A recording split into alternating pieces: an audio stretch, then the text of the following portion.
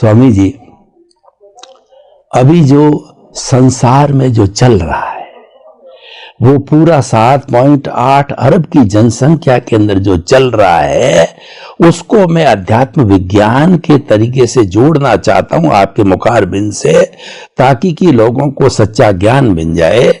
सभी जो मुख्यतः लोग हैं वह इसी जीवन को आनंदमय बनाने के लिए भागा दौड़ करते हैं और इसी को ही अपना आधार बनाते हैं, अपना लक्ष्य बनाते हैं, करोड़पति अरबपति बनने का या कोई बड़ा इंडस्ट्रियलिस्ट बनने का, कुछ भी उसको वो पुरुषार्थ कहते हैं।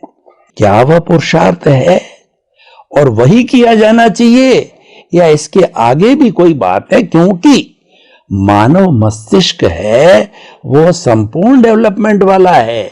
यहां हम कोई नींव नहीं लगाएंगे हमारे अगले भव की, मोक्ष की, डेवलपमेंट की, ज्ञान दर्शन को और प्योर करने की, रिफाइन करने की, तो फिर हम आगे कहां जाएंगे, कहां भटकते रहेंगे।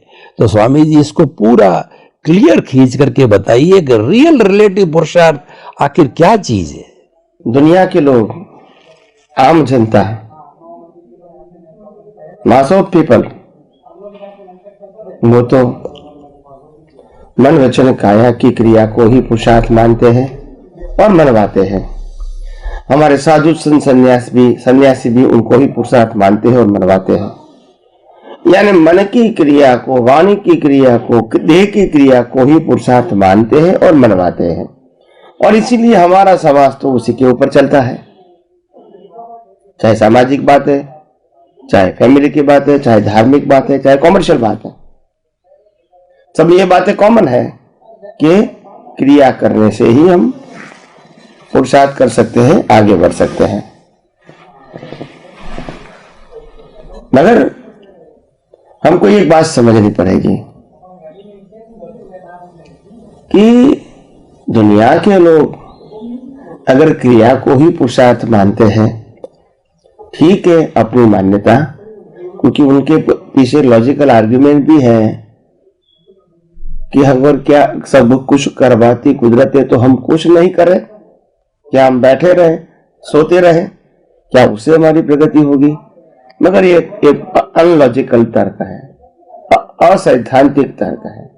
जब सिद्धांत समझोगे तो आपको समझ में आ जाएगा कि ये तर्क सिद्धांत के रूप से ठीक नहीं है, कोई जगह बैठता ही नहीं है। पुरुषार्थ शब्द हमने तो बचपन से ही माना है कि मन वचन काया की क्रिया, वो पुरुषार्थ नहीं है। पुरुषार्थ शब्द मन वचन काया से जुड़ा नहीं है। पुरुषार्थ शब्द भाव से जुड़ा है, दृष्टि से जुड़ा है, प्रतिष्ठित आत्मा से जुड़ा है। मन वचन काया का रोल कर्मों की भुगतान का साधन मात्र है। प्रतिष्ठित आत्मा का रोल भाव करना, पुरुषार्थ करना, नए बीज डालना, दृष्टि को परिपक्व करना, ये प्रतिष्ठित आत्मा का काम है। और आत्मा कैटालिस्ट है, स्व पर प्रकाशक है। तीनों का रोल अलग है, एक स्वभाव में है, एक पुरुषार्थ में है, एक परिणाम में है। तीनों की duty and boundaries are separate. कभी कंफ्यूजन है ही नहीं इन स्पिरिचुअल साइंस। मगर समाज में और धर्म में ऐसी बातें नहीं बताते हैं। उनकी भी वजह है, वो में हम अलग सब्जेक्ट में लेंगे। तो वास्तव में पुरुषार्थ किसको कहेंगे? पुरुषार्थ भाव से होता है और भाव आपके ज्ञान दर्शन के मुताबिक होते हैं। जो समय का आपका लाइव ज्ञान दर्शन है, उसी समय जो भाव होंगे वो आपके भाव होंगे। उस समय के ज्ञान दर्शन के मुताबिक भाव बनते हैं। हमारे पास जो ज्ञान दर्शन सत्ता में पड़ा है, इसका यूज कर भी सकते हो, नहीं भी कर सकते हो, मगर भाव बनेंगे उस समय के, उस क्षण के ज्ञान दर्शन के मुताबिक। तो भाव ज्ञान और दर्शन की परिपक्वता से होते हैं और भाव बनाने के लिए या भाव करने के लिए हमारा डेवलपमेंट भी हेल्प करता है, वर्तमान संजोग भी हेल्प करता है, और ये वर्त में मिला हुआ नया ज्ञान भी हेल्प करता है। ये तीनों को मिला के सार निकाल के हम भाव कर सकते हैं। भाव is connected with your interest, values and interest value कितनी है उसके ऊपर आधारित है। तो हमारा इंटेंशन क्या है, हमारा इंटरेस्ट क्या है, हम उसकी वैल्यू क्या करते हैं, उसके मुताबिक आपके भाव होंगे।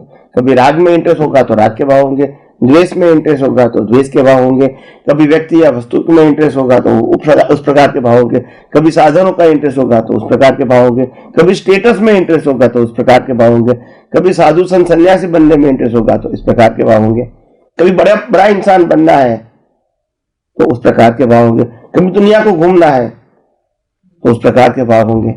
तो कहने का मतलब यह है कि भाव वो इंटरेस्ट और वैल्यू के साथ जुड़ा हुआ है। Value, interest and involve and intention. और भाव हमारा ज्ञान दर्शन जो है मूल सब्जेक्ट है। जैसा ज्ञान दर्शन वैसा भाव। तो ये भाव शब्द जो है बहुत समझने वाली बात है। भाव ही तो पुरुषार्थ है, भाव से ही तो भव है। जैसा भाव वैसा भव, जिसका भाव बिगड़ा इसका भव बिगड़ा, जिसका क्रिया बिगड़ी, भाषा बिगड़ी, इसका संसार बिगड़ा, वो कोई जगह पे नहीं है। तो मैं समझता हूं हमने भाव के बारे में या विचार के बारे में बहुत कुछ बातें बता दिया है। और ये जो भाव में आप कहेंगे क्या कुछ नहीं करने का, नहीं, आप कर सकते हैं, भाव कर सकते हैं, मनोवचन काया को बदल नहीं सकते हैं। मगर मनोवचन काया को स्टॉप करने का किसने कहा?